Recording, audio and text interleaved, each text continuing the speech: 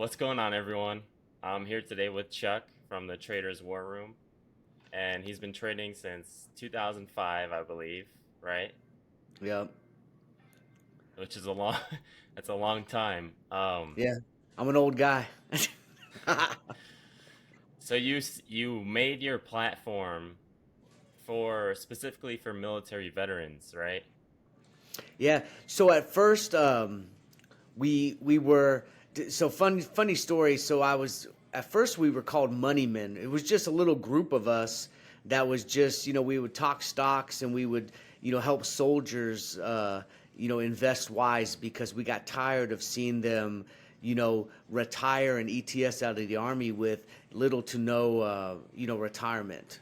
Not Yeah. maximizing the potentials. They serve 15, 20 years, retire out the military, and they're leaving with nothing because they didn't maximize their TSP, which is like our 401k. They didn't Okay. maximize investing while they were in. They just pretty much just there wasn't much guidance. I mean, pretty much they were given the things of, hey, watch these videos by David Ramsey and do what he does. You know what I mean? And And that's it. that's pretty much it.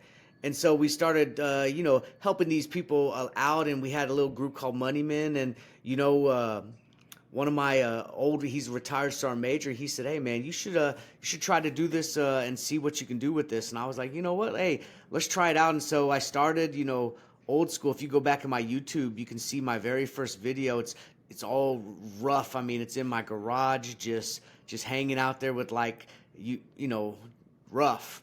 As first videos are. Yeah. And yeah, fast forward, we got a lot of momentum, and we got asked by people like, "Hey, is it just for army people or soldiers? Is it just that?" And at first it was for veterans. Then we were like, "No, hey, family of veterans." And then we were like, people were like, "Hey, my buddy told me about this. I'm not a veteran, but I Yeah. love the military." And it's like, "Hey, you support us, cool, let's do it." And now we're just open up to everybody, and the whole idea is just to kind of that theme, go to war with the stock market. It fit perfectly with what I know as a soldier. It's a planning, training, managing, securing. I mean, that's all stock market stuff, anyways. It's all operations, and so it worked perfectly with the stock market. Actually, that was one of my questions for you was that uh you refer or you yeah, you call the stock market, like the market, a war zone, right? Yep. Yeah. Um, I I read the book.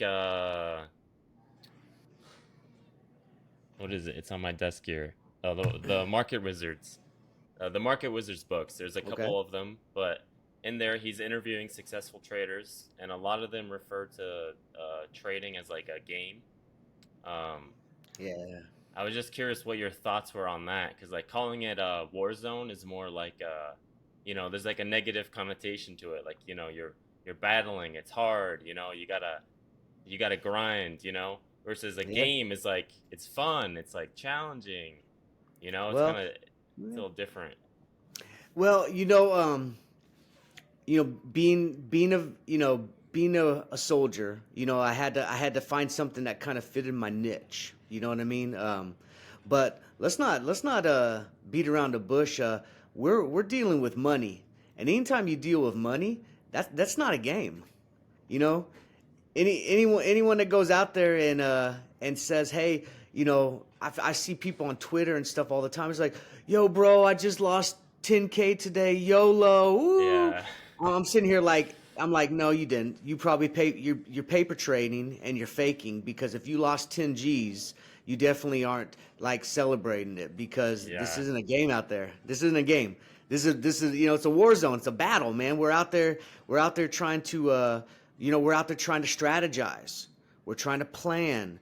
We're trying to get an edge on Hmm. the you know the market, which is the enemy in our niche. You know what I mean? We're trying to get the edge to go out there and attack it so that we can get the upper hand, so that we can profit from it, to make money from it, to thrive in the battle zone and come out victorious in the end, which is all the stuff we do as soldiers. So that was the whole, I mean, it fit perfectly. So, it really matches the niche, and in our community, I have a saying, we want a lot, a community of like-minded investors who kind of see eye to eye. So if they kind of can look at and understand that, hey, the stock market's our war zone and stocks and sectors are the battle, and it's our job to go out there and to attack it, then this is their place to come and hang out at Traders War Room, because that's what we're about.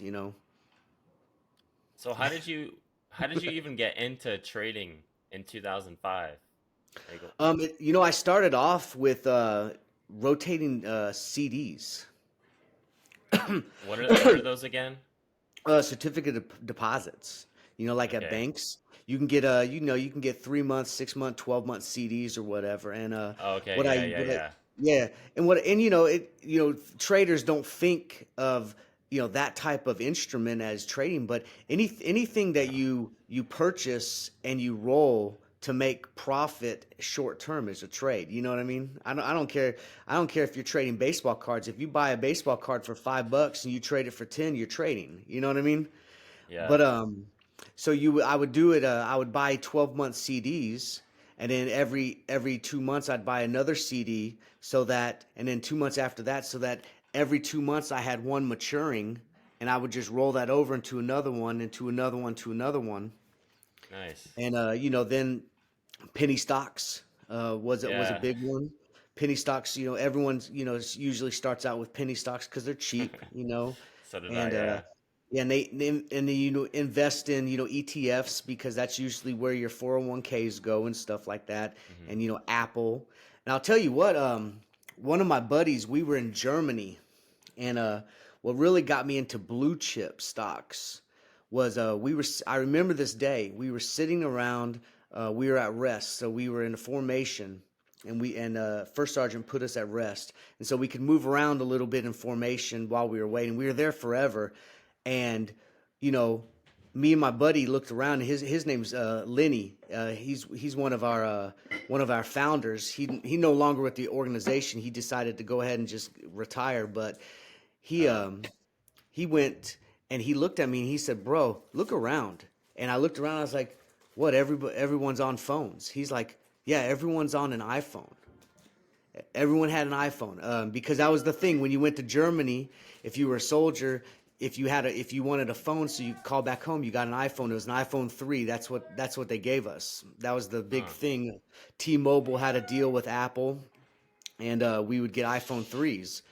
And so I looked around, and I'm looking at about a formation of 200 soldiers, and other than him and I, everyone was like this, Yeah. just on their phone. And I told him, I was like, "Bro, we need to start investing in Apple." Now, I didn't as heavily as he did.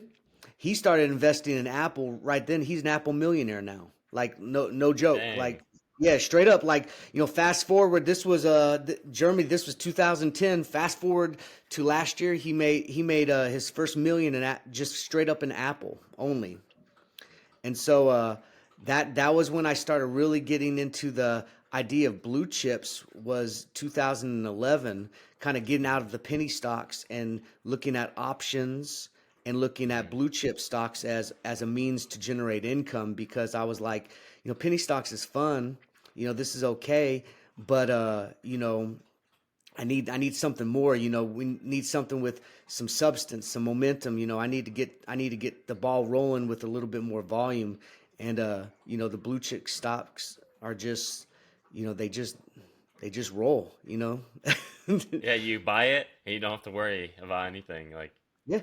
Because the theory is, market theory, if you believe in market theory, the theory is that the market always goes up no matter what, even during a crash. The market could crash, yeah, absolutely. But even after a crash, if you look at the history, you have the V-shaped recovery, and the market always goes up, hmm, just yeah. just over time. So you buy it, you hold it, and you get the blue chip stocks that are going to be something in the future, which we know that Apple, Microsoft, you know, Meta, these things, they're not going anywhere. They're Yeah. fabrics. They're built into the American fabrics. And so you buy these, and you're almost guaranteed to eventually, if you have the time and the discipline, to make your money back, and then some. So Yeah, so have you ever like tried day trading or like anything shorter term? Yeah, I do. I do day trade on my platforms. I'm more of a swing trader, a Yeah. short term swing trader. Now, that's kind of where I get my I get my popularity from within the social media platforms that we have. Is I'm more of a swing trader. So small account swing trader. That's what a lot of people tune into me to see my alerts and ask for my advice on smaller accounts. You know.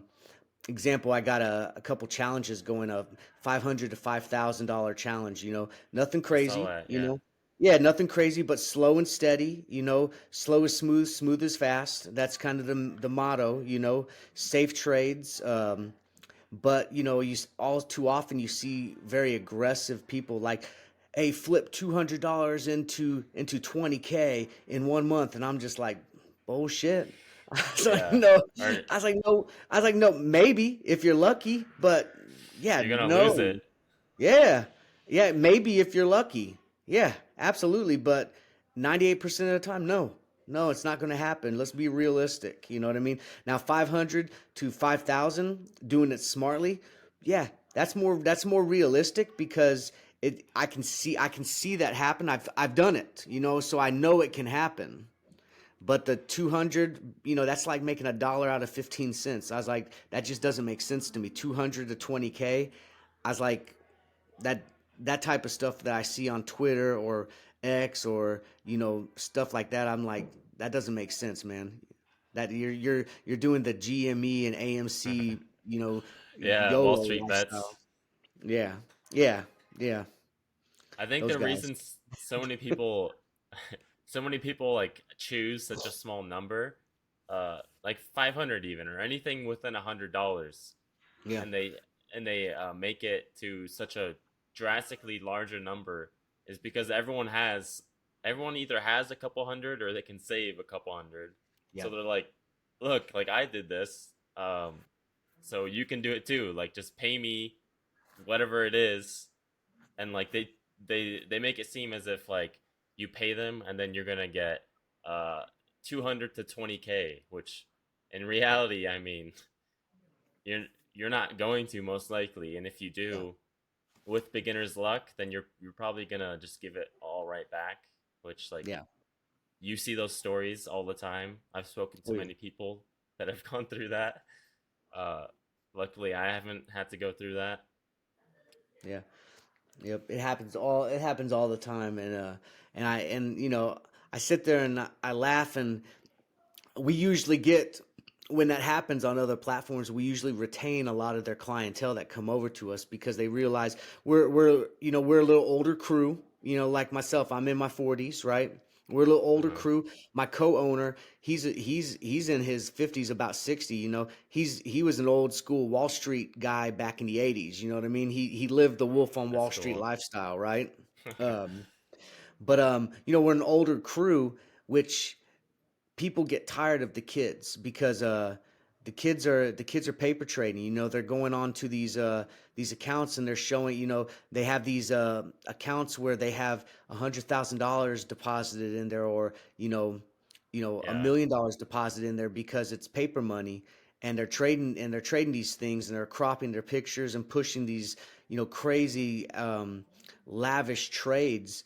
And a lot of times they're risking those trades because there's really nothing to stop them from making that trade, because there's nothing.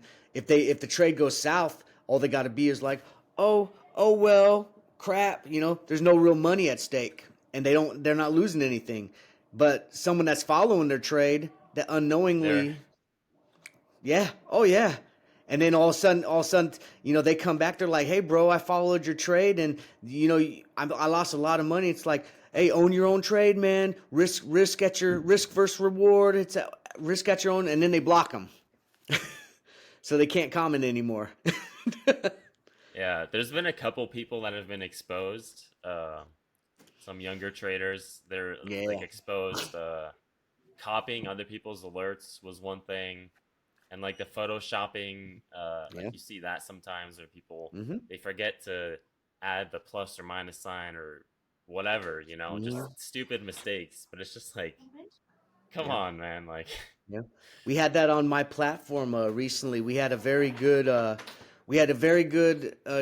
trader and knowledgeable, I would say, and just but there was some inconsistencies, and so when I uh, dug into it a little bit, as a leader and as an owner, I'm digging into it, and I'm getting questions by members, and so I'm like, okay, let me look into it. You know what I mean? Let me see. And when I started digging, I started kind of digging down a rabbit hole, and I'm pulling up a whole bunch of just stuff, and I'm asking questions, and I'm pretty blunt, I'm not rude, but I'm pretty blunt because I'm running a business here, you know what I mean? It's like, hey, what's up with this? What's up with this? What's up with this?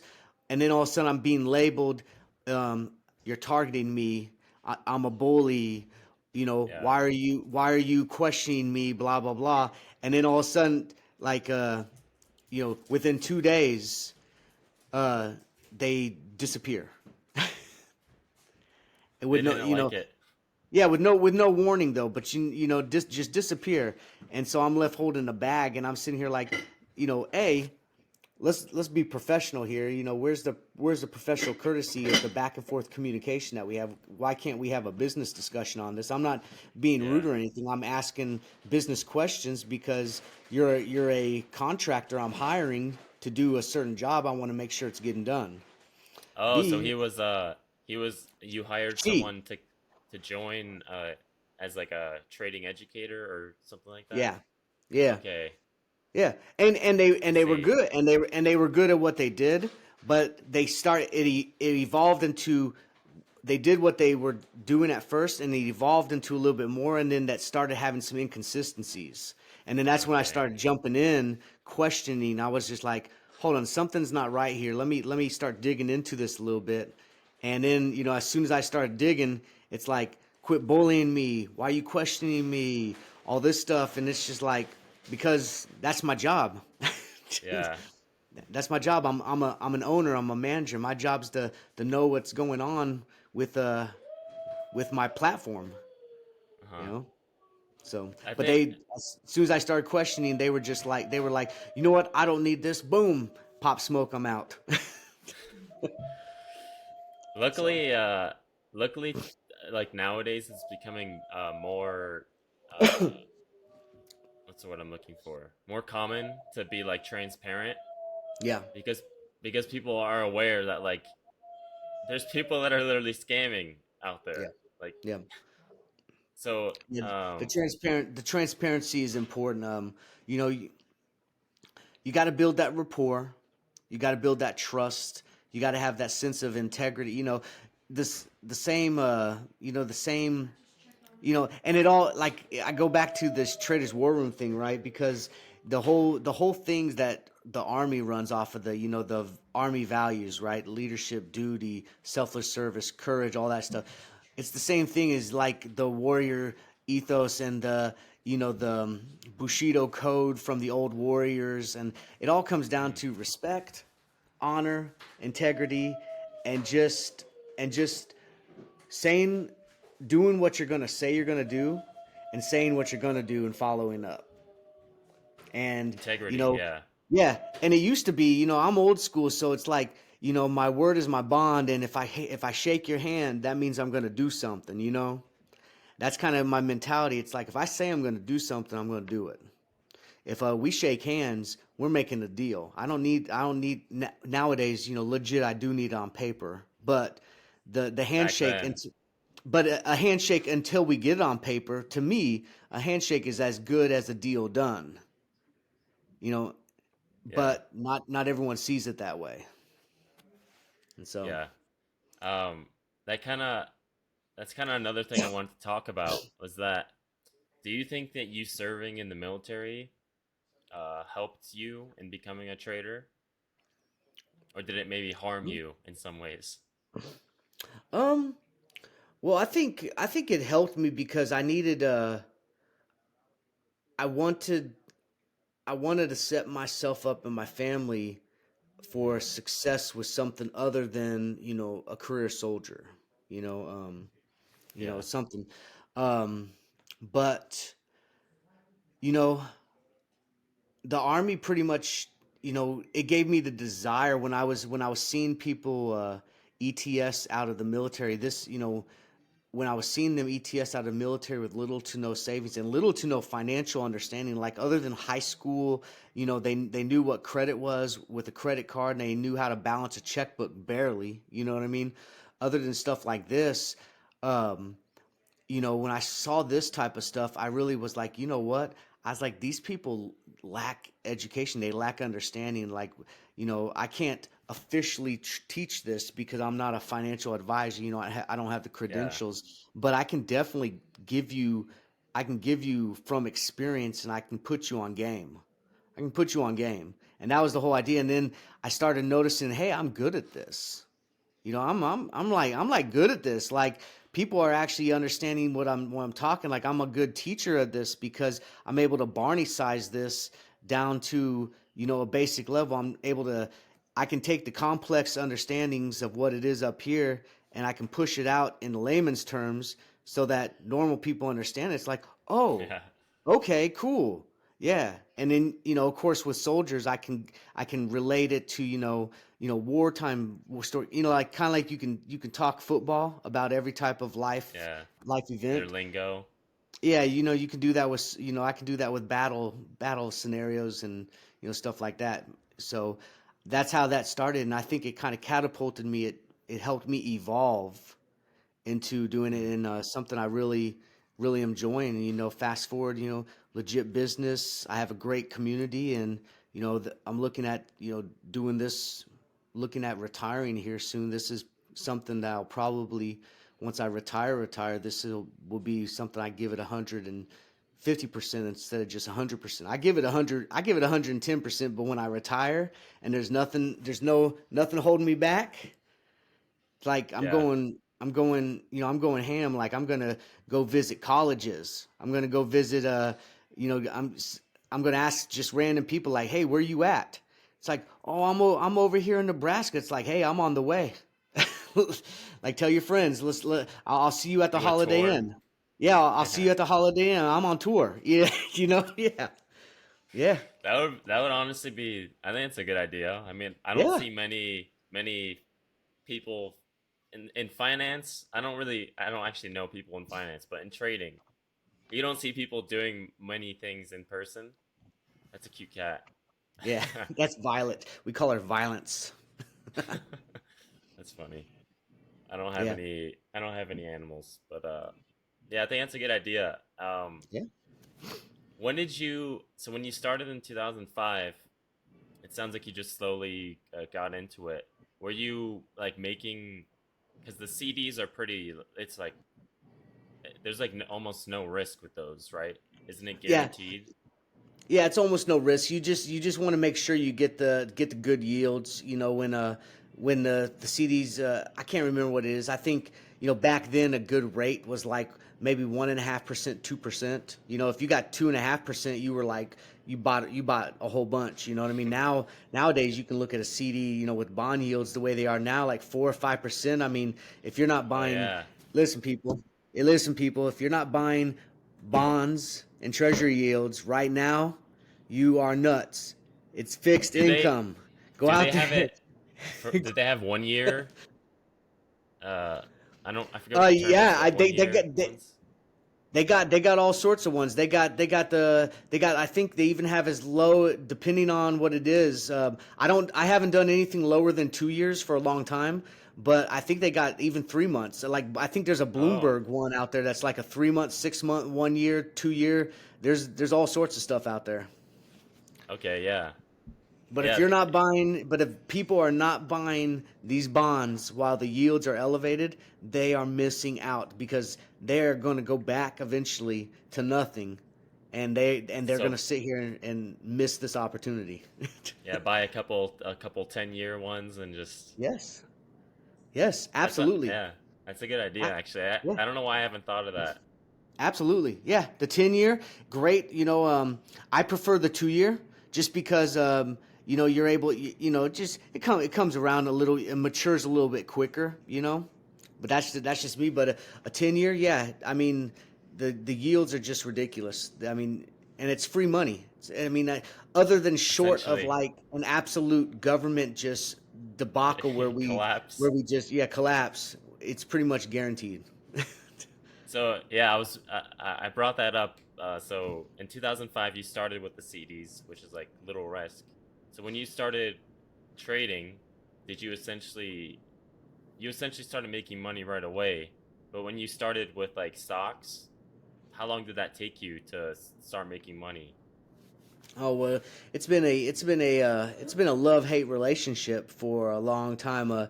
You always get beginner's luck when you first start out, Yeah. and everything is like is awesome. It's like you think you're on fire. It's like, man, I know exactly what I'm doing. It's like I'm making all this money and everything, and then you start getting a little riskier, and you start going in a little bit with a little more, without discipline, because you don't really know your strategy yet. You haven't developed it. You just kind of There's a you're just big get lag again. you're getting lucky with certain things. You're hearing some things from people, they're talking about it. You're just like, oh, what's that? Is that a diabetic drug that you're talking about? That pharmacology stuff. That was my big thing when I started out back in the day with penny stocks, was pharmacology. I love pharma.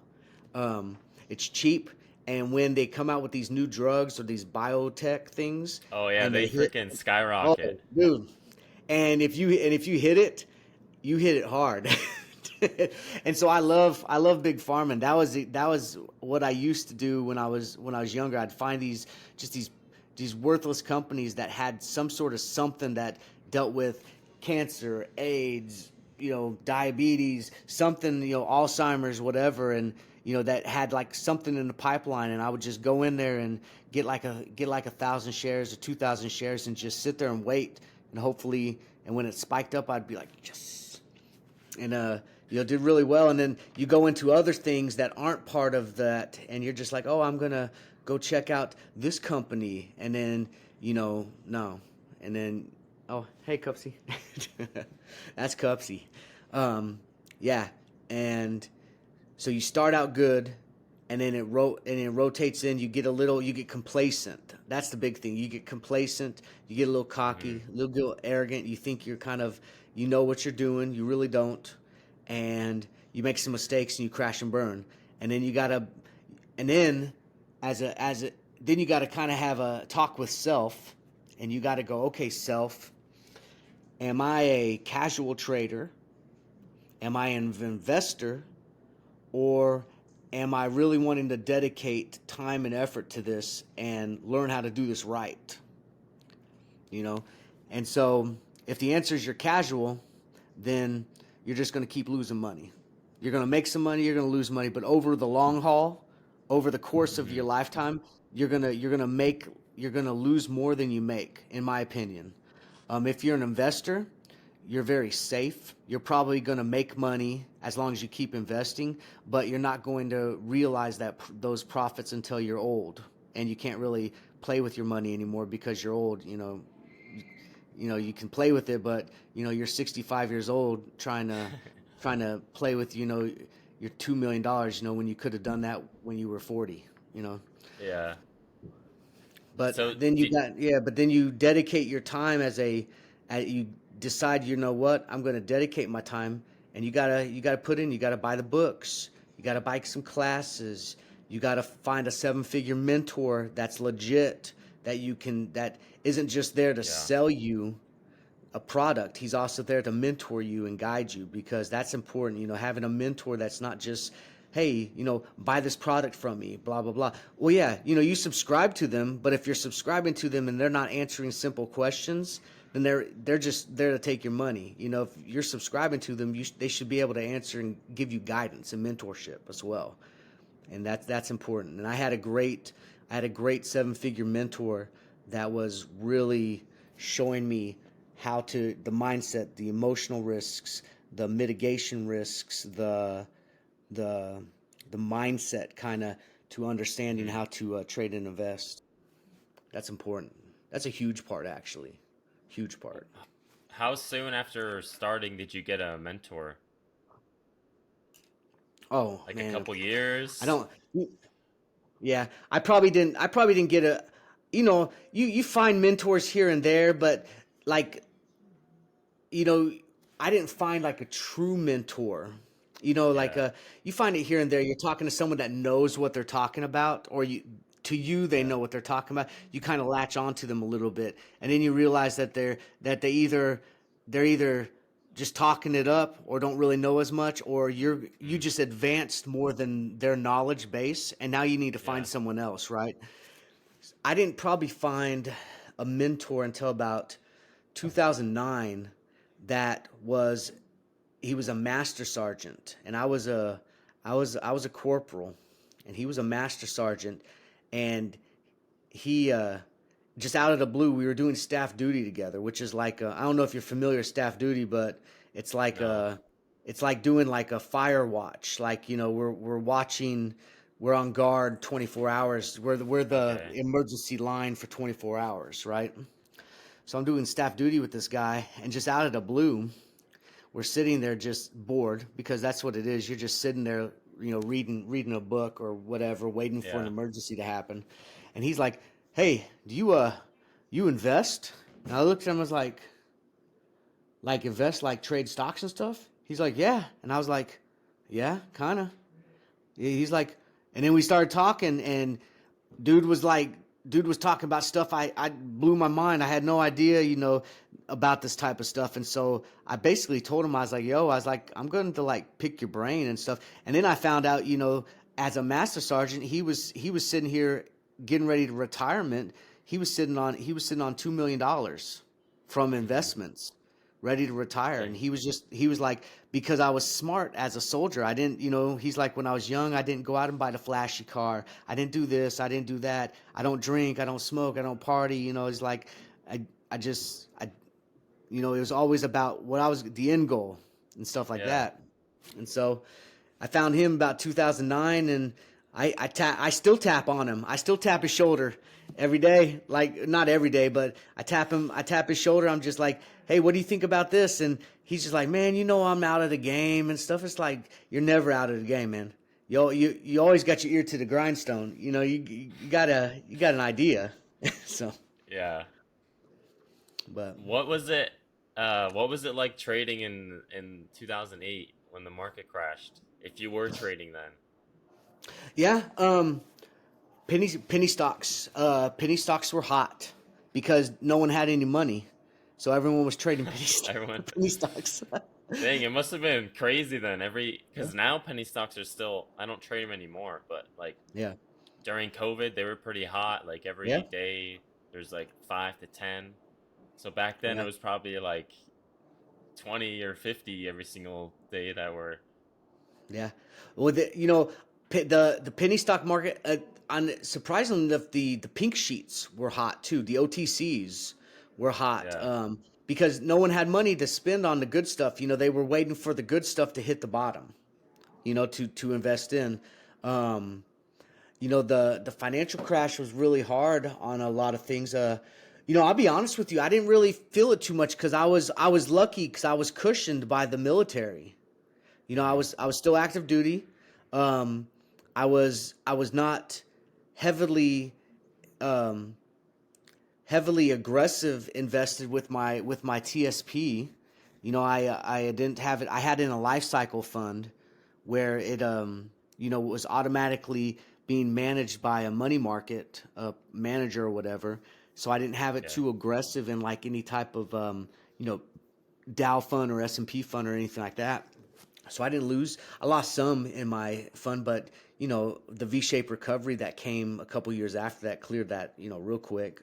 yeah. Yeah, but and then after that it was 10 years of just nothing but straight to the moon. So, Literally, yeah. yeah, Every yeah, time, every time I open my charts to like back test and do like anything past anything behind COVID, it's literally like it's almost unbelievable. It's yeah, literally like this on the chart. yeah. Like Yeah, that's it's it. And crazy. yeah, and it's like that. That's where that theory, if you look at it, every market cycle needs a serious correction. And after that correction, that's when once you get out of that correction period, that's when like the explosive growth, the next period of The explosive next, growth yeah. happens. Yeah. And as soon as you get that crash, you get that, that oh crap moment, and everyone gets rattled and stuff. And then you get that recovery. And as soon as you recovery and you hit past and you hold that previous high point, and then it just takes off because now there's nothing stopping you from continuing to go for the next 5, 10 years. There's that new Hmm. thing, artificial intelligence could be the new thing, as long as we don't inflate it and it doesn't bust like the internet bubble. So, Do you think AI is gonna change trading? oh yeah, it's changing it now. Um, listen, I played around with Chat GPT, Yeah. and I asked them to make me. I asked him to make me a trading bot, on my platform. Just Uh-huh. I keep this to myself, but I did it just to see what it was like, and he the AI I call it he just because Yeah, I it's noticed simple. that. Yeah, right. Yeah. But the AI created an algorithm for me just out of the blue. Now it didn't create it 100%, but knowing Yeah. the algorithm, I know enough of it, but it created an algorithm. I looked at it and I was like, I'll be damned if that isn't almost exactly like most of the algorithms that I have already that I've created myself. And Uh-huh. I'm sitting here like just a little, my own, you have your own way that you trade. And so my algorithms that I create with my proprietary style that, I trade with, I add my little tweaks in there. But the main code of the algorithm that the bot created was Was all the same. similar. And yeah, and it was all the same base. And I was like, dude, this is going to change people's game. Cause this right here is I mean, this right here, if you were to let this run and just playing it safe, I mean, It should make consistently, money. obviously, you're going to take some losses and stuff. But if you were just to let it make, say $50 trades every day, I think over the next 10 years, you would profit. Just the same. Just let the bot run $50. Set a limit of $50 or $100. That's your limit to trade. Make me money. That's what you tell the bot, and it just does it over the course of like 10 years. I think you would make some money with these things. It's crazy. Uh, I've been thinking about turning my strategy into a bot. Yeah. Um, how did you said you have an algorithm. Is that what you use for your, I think you have alerts, right? Is that what that Yep. is? No, Okay. well, I have all sorts of different type of alerts. So we got the real time alerts from analysts like myself, right? Okay. That we actually are looking at the charts ourselves, and it's like I'm looking throughout the day. I'm looking at the charts and I'm looking at scanners, and I'm like, ooh, this looks good, and then I'll do my own due diligence and I'll make a judgment call on it, and I'll be like, you know what? I'm going to get into this trade because I like this setup. It's meeting my criteria. I have a saying I like I want 3 reasons why to push to buy. And I like that's my that. little saying to myself, if I can create 3 reasons why on that chart to push the buy button, I'm going to go ahead and take the trade. And whether it's some sort of thing on the main chart, an indicator giving me confirmation, and maybe some sort of positive catalyst in the news or something. But give me 3 reasons why to push to buy and just one reason why to exit. And that's my kind of my setup I go for. But I have algorithm bots that I use as well, but those are separate. I don't want people to get confused with analyst alerts and the algo alerts. So I separate them Yeah. out so that people know the difference. Like, hey, these are algo alerts. So if you like algos, these alerts are algos. If you like real person alerts by people like myself that are looking at charts and stuff like this, these are the other type of alerts. Because the algo alerts, I use AI and I use machine learning with my algos, and they have no emotions. They don't care what the trade is. You know, they're just going strictly off the chart, off the signals, off the parameters, and if it hits that criteria, they're telling you to buy or sell. It's a machine. But someone like myself, where I'm taking into consideration my reputation, you know, Yeah. my, stuff like that. You know what I mean? Like So the you can't algo just doesn't send care. out. Exactly. I can't send out crap because I send out crap and all of a sudden it's like, oh, Chuck Fu sucks. Forget that dude, blah, blah, blah, And then you start to lose that integrity, that rapport that you got. The algorithm, you put it out there. It's like, hey, I got this algorithm. I tweaked it to where overall it has, between a 75 and 85% win rate. But understand, Mm. it's a machine. It doesn't care. So if you use it, make sure you do your own due diligence first. It sends out a signal. Make sure you check the chart against it, and if it hits your criteria, like I say, I like to use the 3 reasons why. If the signal comes from the algo and it hits the 3 criteria is why, then go ahead and take the trade, but go light. Just make sure you have a plan to exit as well. So, my thoughts on the algo trading is I feel like it needs to be. You can tell me how it is from your experience, but I feel like it needs to be changed or like adapted to every once in a while. Is yours? Did you just create? Was your algo created once and then it runs and it's profitable or what? No, you gotta go in there, and the market conditions change. The market Yeah. conditions evolve, and you got to go in there and you got to change your parameters. People that people that don't go in there and they don't refresh their parameters, they're Okay. setting themselves up for failure because the market conditions aren't this. Algos don't work well in choppy markets because they can't Okay. they can't because they can't because they don't have that rational emotional thinking, so they can't say, oh, this is chop, don't take a trade. They're going off of the signals. It's like it hits this, ooh, boom, buy, and then all of a sudden it's like sell, buy, sell, buy, sell. Because it's hitting the thing. They can't rationalize and be like, oh, this is chop.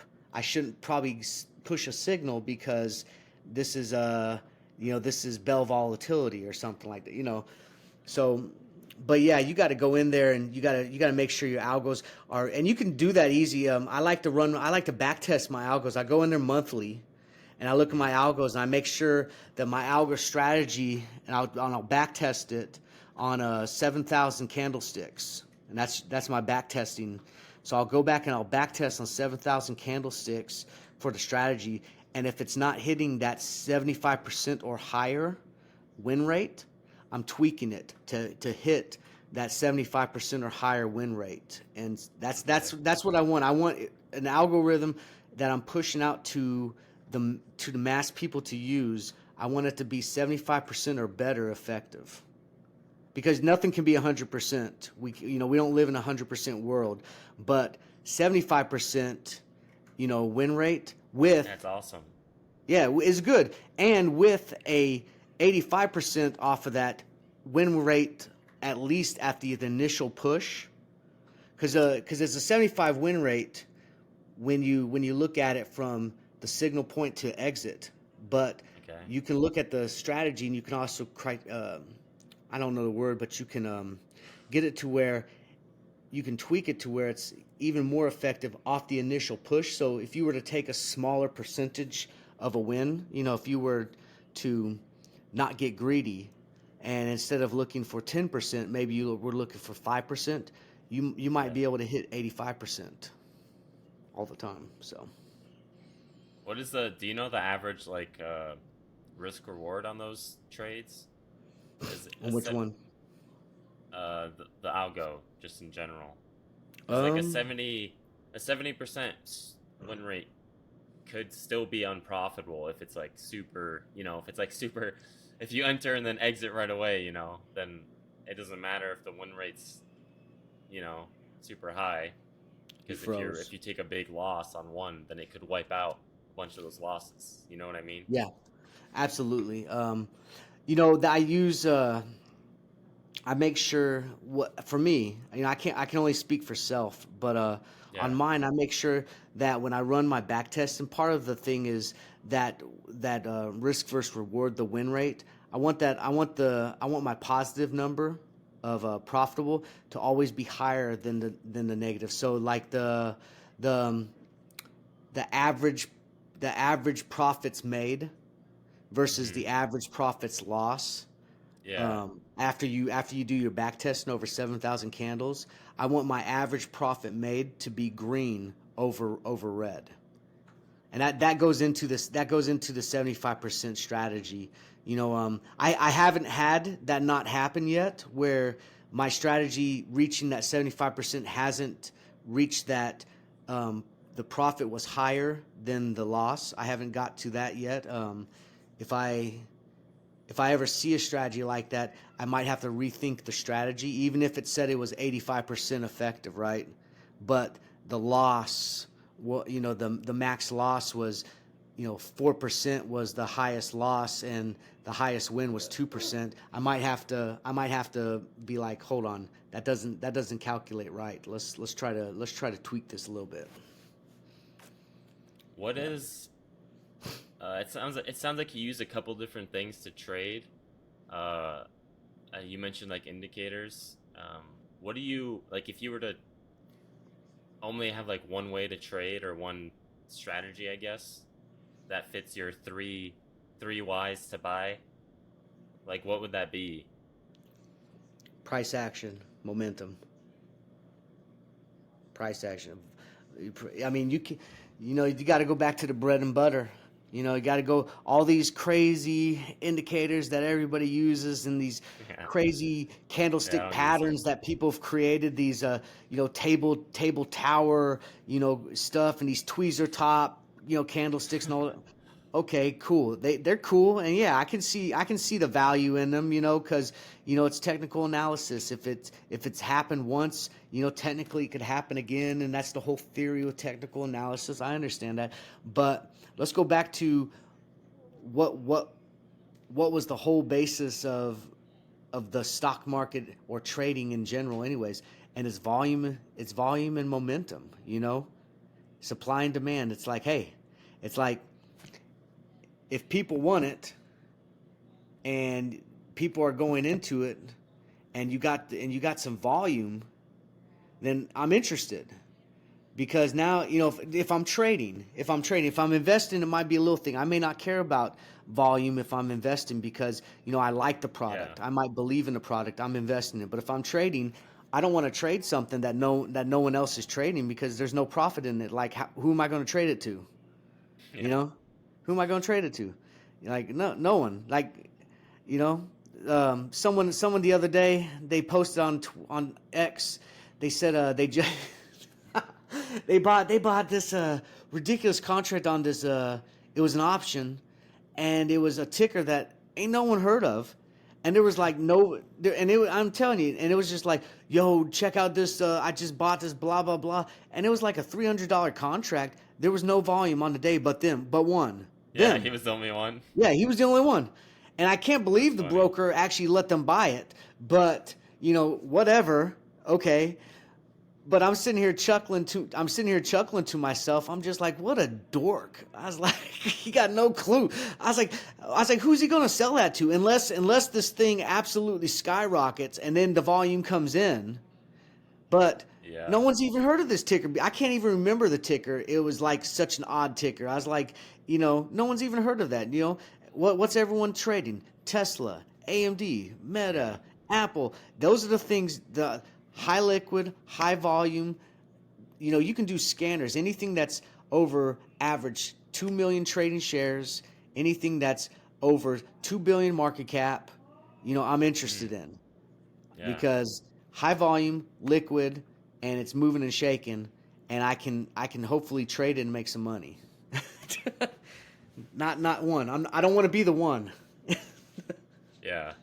That's like if you go back to penny stocks, like there is some like that. Like Yeah. before you look at all the days before it released or it announced its PR of like for a pharma company, we Yeah. have this drug that's gonna it's in phase one of something to cure cancer. It's Oh. boom, Yeah. millions of shares traded. You look at Yeah. all the previous days and weeks, it's like literally like almost zero. Yeah, and That's then hey, don't get me excited, man. You know, I'm gonna look at pharmacology tomorrow because we're talking about it. Like, I'm gonna look at it. I'm gonna put my scanner in there, and I'm gonna find. I'm gonna get on my penny stock bot, and I'm gonna look. I'm gonna push out some alerts. I'm gonna be like, hey, today's a pharmacology day. today's a, Let's make some money because I'm itching for it now. I get the itch. the pharma itch. Hey, I love it. Uh, I love trading. I so love have you tried any biotech of and pharma. these methods that you mentioned that you don't think work, like indicators or uh, patterns? Have you tried those before? You know, they work. They work. You know, I mean, just what I meant by that is, you know, all too often people forget to go back to the basics. You know, they forget to go back to the Supply and basics. demand. You know, these patterns work. They're great, okay? But if you find yourself in a pennant pattern, say example, right? Or, you know, a flag, you know, stocks Yeah. flagging and stuff like that. Okay, great. Pattern. Awesome. But what are the indicators for the flag? You know, what does my volume look like? You know, is my volume unusual? Have we spiked in volume? You know, what's my sub indicators? Is my sub indicators, you know, are they complementing this price action that I'm seeing on the main chart? Or is there some divergence going on where it's not equaling out? And then, you know, what is there a catalyst, or is this just moving on no news? You know what I mean? Like, Hmm. you know, is there something about to be released, or is it just, you know, WSB got 14 million people to go in deep on this, and you know they're quietly YOLOing. pushing up you know, quietly pushing up a stock to dump. You know, Okay. that's the Yeah. whole that's why I want people to have the three reasons why. And I look at this three reasons why is I look at it kind of like 100%, right? And it's not 100%, but if you think of it like a pie, it's 100%. If you got three reasons why, you got almost you check the block at least on 100% of your reasons to buy. If you take away one of those, you got 66%. You take away that other one, you got 33%. You still got a chance, but you're just diminishing your chances of success by taking away your reasons.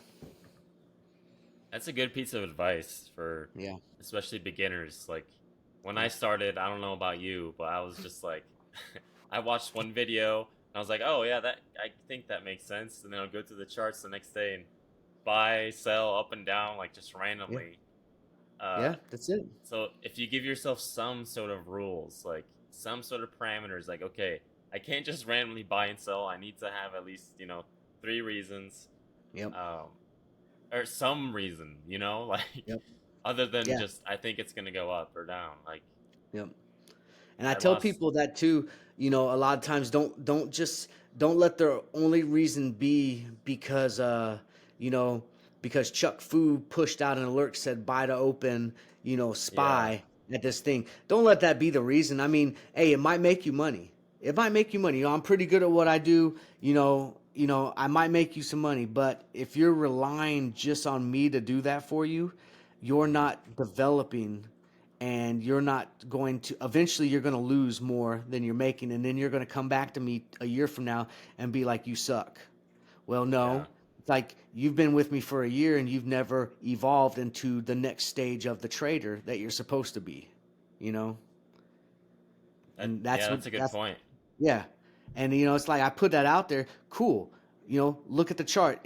Do I know what I'm talking about? Why did I push it out there? You guys know my strategy. I'm giving it to the world. Three reasons why to push to buy. Does it meet that criteria? Or is it two reasons why? Or is it one reason? Or am I just got a gut feeling that SPY's gonna push? You know? Maybe and if it's a gut feeling, I usually tag it with a lotto because that's what it is. It's a lottery. I see. Yeah. um, I have like one or two questions left. But um, what do you think about the stock market in the next couple of years? Do you think it's gonna? Because right now it's kind of, it's not necessarily going strongly as it was, previous years. Do you think Yeah. it's gonna continue that rally, or do you think? Um It depends. I got two scenarios. So fourth quarter earnings will be important because here's the reality. We pushed extremely hard with artificial intelligence being a catalyst for all of these huge these speculative stocks and these the Magnificent Seven and stuff like this, right? Getting these elevated market caps and stuff. What's it? OpenAI, is valued. I think it was valued at like $30 billion, right? Well, because of the AI, they're trying to say that they're worth 90 billion. You know what I mean? And they might be, but do their earnings report reflect that? Because if you go back, because I'm old, I'm young, I'm old enough. I remember the dot com bubble, Yeah. right? I remember the dot com bubble, and it was the same kind of thing. You had all these. If you were an internet stock and you were dealing with internet, you to the moon, right? And then everything went to the moon, and then all of a sudden earnings reports started coming out, and the fundamentals didn't match up with their evaluations, and everything started crashing. And then that's where you got the dot com crash. And if the AI thing, I think the AI is real. There's going to be some real winners in the AI Mhm. jump. I mean, it's here. You can see it already, but I think there's a lot of inflated stocks as well. If this fourth quarter and the first quarter of 2024 doesn't go well for these inflated artificial intelligence stocks, we might be in for a really a rough downtrend where we might end up trying to really bottom out, and then it'll be a sharp recovery after a while. We'll probably go into the recession that we're talking about, and things will be kind of rough for a while, and then we'll hit that V-shaped recovery and start on our way to the next stage of the incline. So, or it's a mild recession. We believe what the Fed is telling us. You know, Mhm. and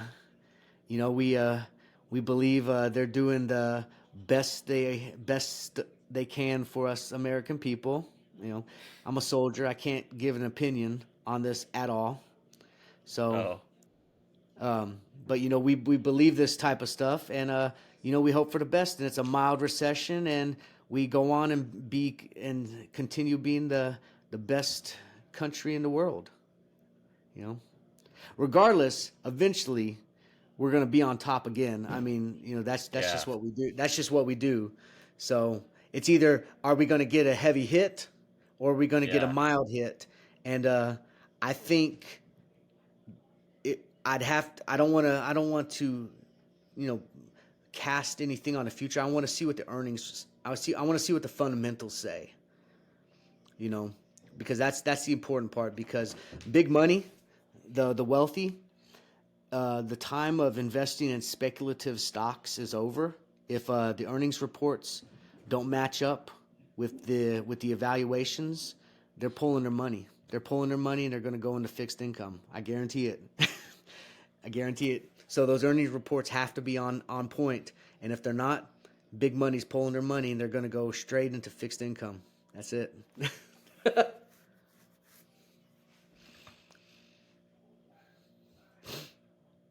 Um. eh, do you have anything that you wanted to talk about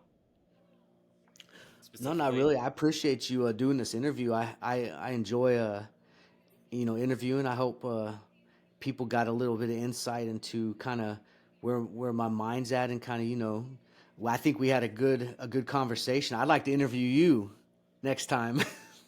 Yeah. No. We can Yeah, do that. We can set that yeah. up after this. Well, I don't know if he froze, but if anyone can hear me, guys, I appreciate you letting me come on here with this podcast. You know, like I said, man, when I started this thing, I didn't know what this was going to be. And I was able to create something that other people enjoyed and it inspired other people. And that was the main goal, man. To be better prepared today than we were yesterday and to have a community of like minded investors. And if that's something that you're down with and you're interested in, then man, hit me up, man, because we could have a talk just like, him and I are having here and we can have a conversation. And I'd love to see you on the platform. And I hope I can get an interview with him. I hope he comes back on here. He's frozen right now, but definitely. If you guys ever got anything, man, you can hit me up on my social medias, or you can come on the platforms and you can hit me up. I'm an open book. Ask me a question. I got you. All right. So if he doesn't come back on here, I'll go ahead and let Am this I still go. frozen? But y'all take care and have a good night. Okay, yeah. Well, I guess I'm frozen for him, but it was nice having you. And for everyone that watched till the end, thank you.